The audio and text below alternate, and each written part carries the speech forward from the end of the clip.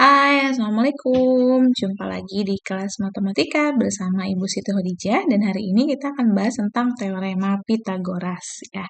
Apa itu teorema Pythagoras? Teorema Pythagoras itu adalah rumus yang berlaku untuk segitiga siku-siku, yaitu segitiga memiliki sudut 90 derajat ya.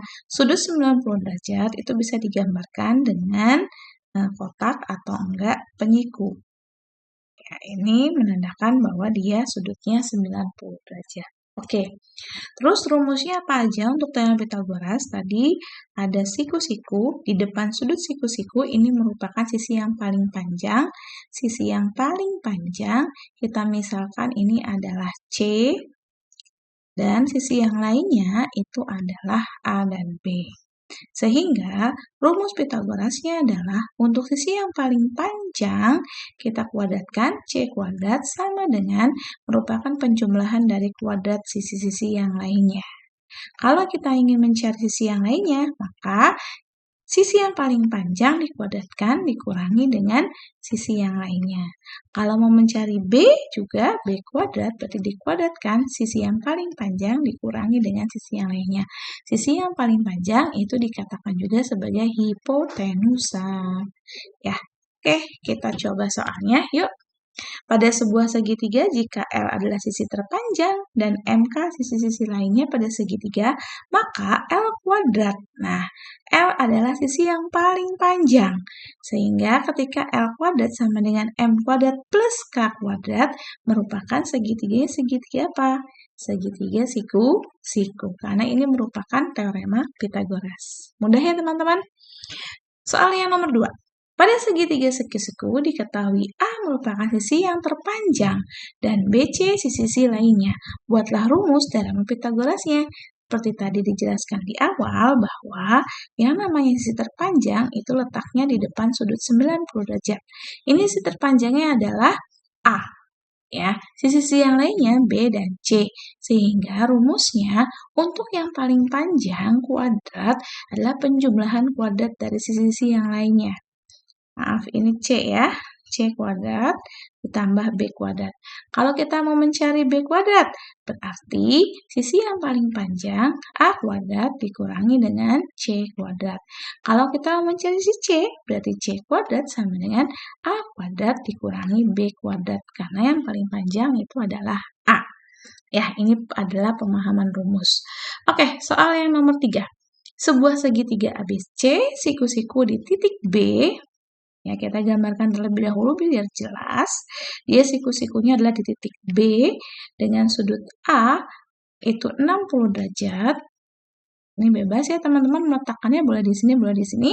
Terus sudut C-nya itu adalah 30 derajat. Nah, jika panjang sisi AB ini adalah 9, ya, maka panjang sisi AC di depan 90 derajat ini berapa? Kalian harus ingat bahwa perbandingan sisi di depan 30 derajat itu adalah 1, di depan 60 derajat ini adalah akar 3, dan di depan 90 derajat itu adalah 2. Ya, teman-teman. Sehingga ketika AB-nya itu 9, maka AC-nya ini tinggal dikali 2 aja cara cepatnya. Ya, karena ini perbandingannya 1, sementara ini 2 kalinya. Berarti AC-nya itu adalah 2 dikali 9. Hasilnya adalah 18 cm. Gampang ya teman-teman ya. Ingat-ingat perbandingannya kalau ini adalah 1, di depan 30, maka depan 90-nya adalah 2. Soal berikutnya. Sebuah segitiga memiliki besar sudut di titik A 90 derajat, di titik B dan C itu adalah masing-masing 45 derajat. Titik A-nya ini adalah 90, ini 45, 45. Sehingga dikatakan segitiganya segitiga apa? Nah, ini mudah ya teman-teman ya. Kenapa? Karena dia sudutnya itu sama. Sehingga ketika sudutnya sama, maka akan membentuk kaki yang sama. Sehingga namanya segitiga siku-siku sama kaki. Ya, karena memiliki sudut yang sama. Gitu. Oke, soal berikutnya. Tentukan jenis segitiga apakah yang memiliki panjang sisi 6, 7, dan 8. Kita kerjakan satu-satu ya teman-teman ya. Cara yang paling mudahnya adalah kita urutkan dulu 8 sisi yang paling panjangnya. Ya, 8 kuadrat. Benar nggak sih dia sama dengan penjumlahan kuadrat sisi yang lainnya? Kalau benar, maka siku-siku. Kalau lebih dari dia tumpul, kalau kurang dari maka dia lancip. 8 kuadrat berarti 8 dikali 8, 64. 6 kuadrat berarti 6 kali 6, 36. 7 kali 7, 49. Ini kita jumlahkan, 64. Ini berarti 5, 8. Nah, dia kurang dari ya. Kalau kurang dari, maka ini segitiganya adalah segitiga lancip. Gitu ya. Nah, kita coba yang B. Yang B yang paling panjang berapa? Yang paling panjang adalah 10, berarti 10 kuadrat. Terus 4 kuadrat ditambah dengan 5 kuadrat. 10 dikali 10, 100. 4 kali 4 adalah betul 16. 5 kali 5 adalah 25. Nah, ini 100. Ininya adalah dijumlahkan 41. Nah, ini lebih ya berarti ya. Mohon maaf ini salah. Ini lebih ya berarti ya. 100 itu kan lebih ya. Ini tandanya salah. Ini kurang dari ya. Berarti itu segitiga lancip dan ini lebih dari, maka segitiganya adalah segitiga tumpul.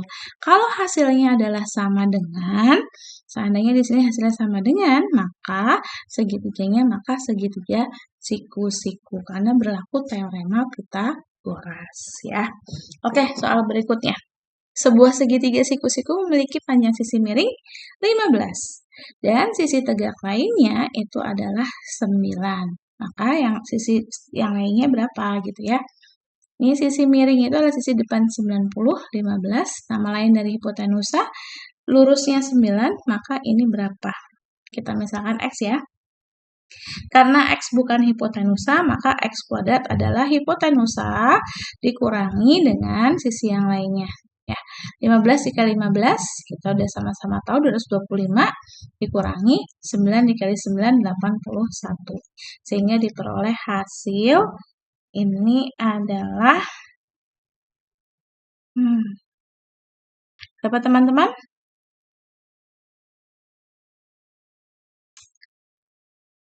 225 dikurangi 81. Berarti 4 terus 4, 1 ya. Berarti X-nya adalah akar dari 144. Pasti udah pada tahu semua.